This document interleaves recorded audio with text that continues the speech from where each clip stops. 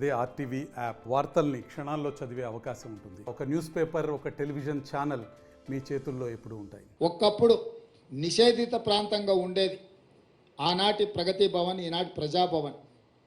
ఈరోజు వేలాది మంది ప్రజలు ఎప్పుడైనా స్వేచ్ఛగా అక్కడికి వచ్చి తమ సమస్యలు చెప్పుకుంటే వినడానికి ప్రభుత్వం ఉన్నది, పరిష్కరించడానికి ప్రయత్నం చేస్తుందనే విశ్వాసం తెలంగాణ ప్రజలకు కల్పించడం జరిగింది. అది నిరంతర ప్రక్రియ.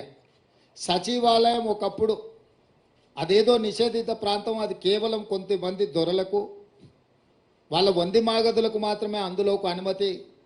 తెలంగాణ ప్రజలకు అందులో అనుమతి ఇచ్చేది లేదు, వాళ్ళను రానిచ్చేది లేదు అని ప్రభుత్వం నిషేధపు ఆజ్ఞలు విధిస్తే స్వేచ్ఛనిచ్చి ఎవరైనా రావచ్చు, ఇది మీది.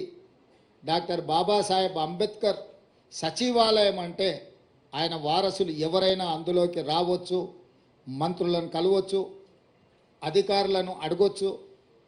మీరు స్వేచ్ఛగా, ఇది మీ ప్రభుత్వం, మీ ప్రభుత్వంలో ఉన్న ప్రజాప్రతినిధులు, ముఖ్యమంత్రి నుంచి మంత్రుల వరకు అధికారులు, పాలకులు కాదు, సేవకులు. మీకు సేవ చేయడానికి మేము ఇక్కడ సిద్ధంగా ఉన్నాం, మీరు రాండి, మీ సమస్యలు చెప్పుకోండి అని సచివాలయానికి వచ్చే స్వేచ్ఛను మా ప్రభుత్వం ఇచ్చింది.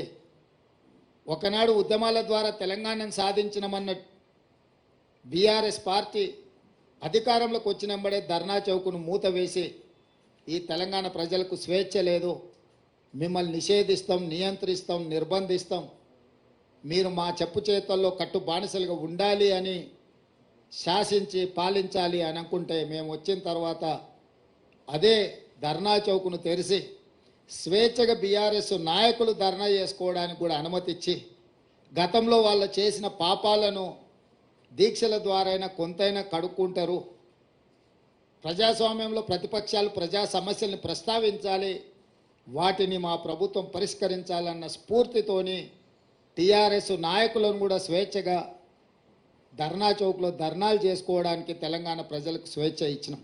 మరిన్ని వీడియోస్ కోసం ఛానల్ ని సబ్స్క్రైబ్ చేయండి, లేటెస్ట్ అప్డేట్స్ కోసం వాట్సాప్ ఛానల్ ని ఫాలో చేయండి, అండ్ లింక్ డిస్క్రిప్షన్ లో ఉంది.